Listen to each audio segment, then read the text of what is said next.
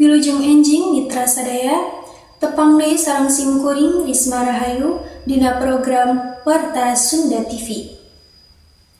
Sababaraha warta anu lebet ka redaksi Sunda TV baris didugikeun dina 10 menit kapayun. Pamirsa, nyanggakeun iber saongkokna.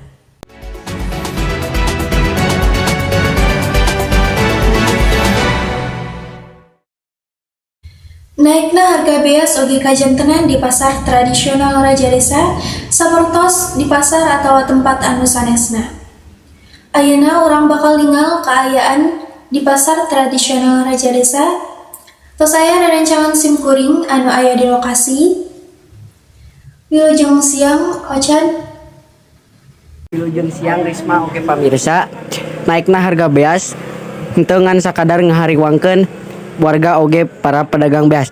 Hayu urang ngupingkeun langsung informasinya ti salah sahiji pedagang beas di pasar Raja Desa. Kumaha harga beas saat ini sareng kumaha dampakna kanggo pedagang beas? Untuk harga beras sekarang makin tinggi, dampak dari yang terasa oleh penjual ialah semakin berkurangnya masyarakat daya beli terhadap pedagang di pasar Raja Desa gitu. Terus teh naha naikna harga beas teh dina sada jenis atanapi dina sawarehna?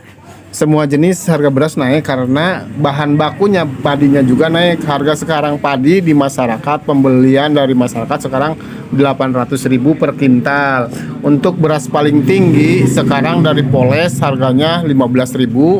Untuk jenis mapan 14.000, untuk jenis IR 13.000. Jadi kenaikan harga beras semakin tinggi karena keadaan cuaca yang semakin tidak menentu dan daya beli masyarakat juga berkurang. Terus sakalian karugian dina penjualan aya teu karugian tinu sanes? Kerugian penjualan biasanya penjualannya tinggi ke masyarakat, sekarang masyarakat daya beli masyarakat semakin berkurang karena dengan harganya beras tinggi pembelian masyarakat juga berkurang. Terus kumaha aya teu pesan-pesan atau harapan perkawis naikna harga beas ka payuna? Harapan dari pedagang ya pemerintah mungkin harus turun tangan gitu kan gimana pun caranya, karena kalau di sini wilayah Raja Desa mengandalkan untuk pengelolaan sawah bukan lagi pakai irigasi tapi tanda hujan semuanya sawahnya. Jadi kalau memang cuacanya seperti ini harga akan semakin melambung, terutama untuk harga gabah. Jadi berdampaknya untuk penjualan beras juga semakin tinggi juga gitu kan. Harapannya dari masyarakat pemerintah turun tangan, apakah itu mau subsidi, apakah itu mau caranya dari impor ataupun apapun caranya pemerintah bisa melakukan pasar-pasar terutama untuk rakyat-rakyat mesir daerah gitu kan. Harapannya dari pedagang seperti itu dari wilayah Raja Desa. Gitu yang bisa saya sampaikan. Atur nuhun Bapak. Iya. Informasi nu salajengna tentang harga naikna beas terus diinformasikeun ka halayak. Sementara informasi dieukeun di Karisma. Musim kemarau anu geus datang ti sababaraha bulan katukang beuki karasa dampakna pikeun lingkungan pertanian. Aya ratusan hektar lahan pertanian di sababaraha kecamatan anu aya di Kabupaten Ciamis anu oge terancam gagal panen. Lahan para petani di Desa Tanjung Sari, Kecamatan Raja Desa, Kabupaten Ciamis mulai kasaatan. Katingali tanah sawah garing dugi ka bareulah. Malahan tangkal pare katingali tos rada koneng ku pedah panas. Hal ieu beuki parah ku pedah teu aya cai nu tiasa dikocorkeun tina wahangan. Ayeuna patani mungandalkeun cai hujan kanggo nyayan sawah.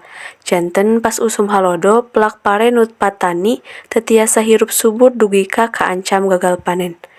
Prediksi karugian patani 2 kali lipat tina modal.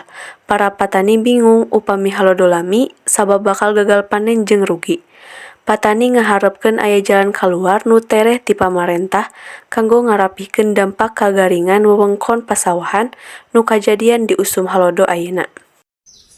Aya salah sahiji wisata di Ciamis anu motot pikeun didatangan nyaeta wisata Puncak Bangku anu tepatna aya di Desa Situ Mandala Kecamatan Rancah, Kabupaten Ciamis. Tepang deui sareng abdi ayeuna Pa Apriliani, di dieu abdi tos aya di salah sahiji objek wisata alam anu tepatna aya di Desa Situ Mandala, Kecamatan Rancah, Kabupaten Ciamis. Di dieu abdi tos sareng rekan abdi. Hayu tuturkeun.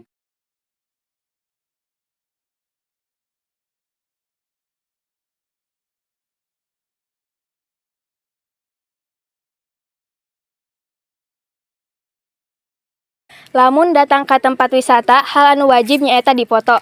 Nah, selain seueur spot foto instagramable, urang oge tiasa ningali kaendahan alam anu masih asri, udarana seger seueur tatangkalan oge jauh tina polusi udara. Puncak Bangku anu tempatna di Desa Situ Mandala, Kecamatan Rancah, Ciamis nawarkeun kaendahan panorama awan di tempat anu luhur. Ningal gumpalan awan henteu kedah naek gunung atanapi naek pesawat udara. Puncak Bangku disebatna negeri di luhur awan. Sababna tempat eta wisatawan bisa ngaraoskeun fenomena awan sareng halimun kandel anu nyimbutan leuweung. Sareng deui perkampungan di handapna perasaan urang teh aya di luhur awan. Bagi anu daratang anu bade ngaraoskeun indahna fenomena alam ieu, kedah dongkap jam 5 WIB. Sabab jam 8 WIB kabut eta salit-salit bade leungit. Di tempat wisata ieu disiapkeun kaperluan anu lengkep kanggo anu darongkap, ti mimiti MCK, tempat ibadah sareng tempat tuang. Teu hilap oge anu darongkap tiasa foto-foto di tempat anu tos disayogikeun, sareng pamandangan anu endah jeung instagramable.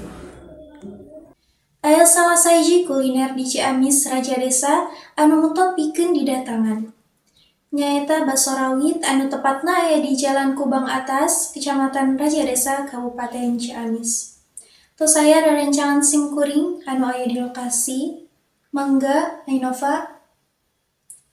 Ngahaturkeun nuhun Karisma nu di studio. Wilujeng siang pamirsa, tepang deui sareng abdi ayeuna Pa Apriliani di acara WKR Warta Kuliner Raja Desa. Di dia abdi tos aya di salah sahiji kuliner Raja Desa nyaeta baso rawit anu tempatna aya di Jalan Kubang Atas arah sekolah SMKN 1 Raja Desa. Kanggo informasi salengkapna, hayu tuturkeun.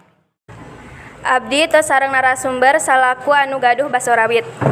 Dupi nami Bapak sareng saha? Bapak tah Naon nu ngabentenkeun baso ieu sareng anu sanesna? anu ngabentenkeunna tina mina hasil produknya dira. Ti iraha ngadegkeun ieu tempat teh? Ti kawit tahun 2000. Sabaraha pangawis baso rawit saporsina? Ti kawit 12 tugikeun ka 25 35 tergantung menu di spesialna. Icalan buka ti tabuh sabaraha dugi ka tabuh sabaraha? Tabuh 8 pagi dugikeun ka tabuh 10 wengi.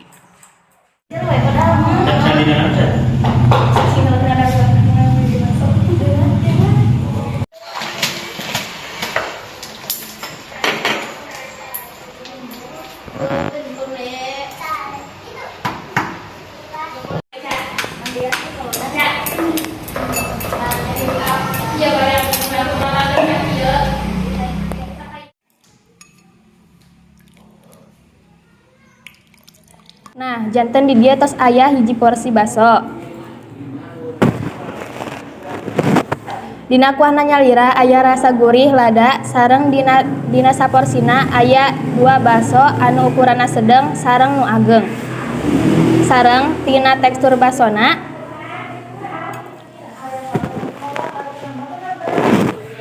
hipu oge kenyal sareng dina kuahna seueur potongan bawang daun. Kumargi abdi tos ngaraosan basona, kanggo rerencangan samudayana nu bilih bade nyobian manggawe sumping ka lokasi. Abdi ayeuna Pa Apriliani ti WKR, wihkeun deui Karisma. Ti poe ka poe, minggu ka minggu, bulan ka bulan, tahun ka tahun, kahirupan terus barubah. Sapertos perkembangan teknologi anu ngajadikeun salah sahiji lembaga pendidikan hampir kaajukeun ku masyarakat. Hayu urang saksikeun cuplikan videona. Seperti halnya lembaga pendidikan Pesantren Salafiyah ngajadikeun kurangna kaperhatikeun di masyarakat kulantaran sagala halna masih kene sederhana. Zaman ayeuna tos aya nu disebut pesantren modern anu di jerona tos sagala gararampa. Malahan macam-macam teknologi tos disadiakeun sehingga dina masalah HP oge teu dilarang. Tetapi sairing perkembangan zaman jeung perkembangan teknologi, salah sahiji pasantren Salafiyah pikeun kelas anu tangtu nuntut ka santri-santrina diajar kana ngagunakeun laptop atawa komputer.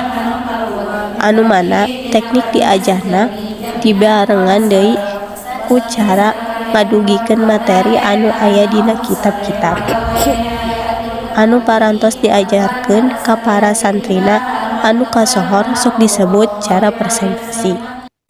Ayeuna hal ieu teh bisa jadi salah sahiji acuan pikeun ngarobah pola pikir sawareh masyarakat anu sok nganggap pasantren Salafiyah katinggalin ku zaman. Anu padahal pasantren Salafiyah mampu nutur kana zaman anu modern. Bari teu ngalingitkeun ciri khas anu aya di pasantren Salafiyah. Pamirsa, sakitu bae warta anu tiasa kusim kuring dihaturkeun, wilujeng patepang deui dina warta anu salajengna. Wassalamualaikum warahmatullahi wabarakatuh.